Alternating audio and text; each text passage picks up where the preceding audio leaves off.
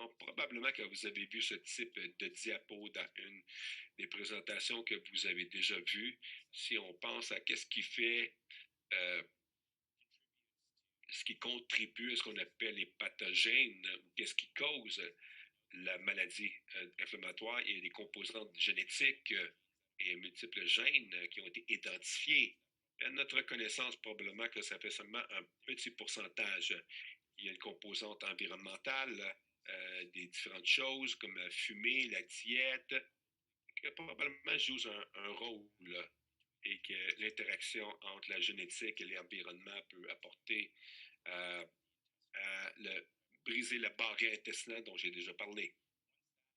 Et une fois que ça arrive, que vous avez cette première ligne de défense qui est partie, alors votre système immunitaire est stimulé et vous avez le déséquilibre. Et le déséquilibre amène l'inflammation. L'inflammation va briser la muqueuse. Et c'est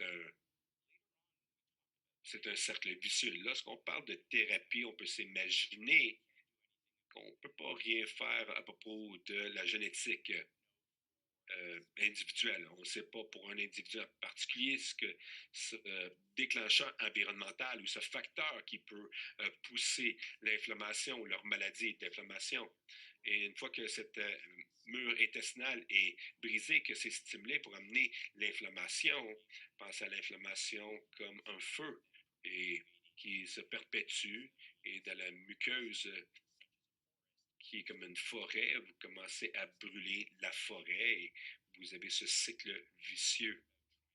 Quand on pense à contrôler tout ça, on essaie de contrôler le système immunitaire ou affecter pour qu'on puisse briser ce cycle de cette façon. La muqueuse peut se réparer au fur et à mesure qu'on essaie d'éteindre ce feu. C'est pour cette raison que lorsqu'on parle d'une variété de thérapies et d'individus souvent demandent OK, la diète, etc. La diète maintenant est plus sur cet environnement, et changer les choses qui commencent à être le moteur de tout ça. Mais si vous regardez toutes les études, chez les études adultes, la diète à elle seule n'a pas eu un grand impact parce que ça n'était pas la forêt.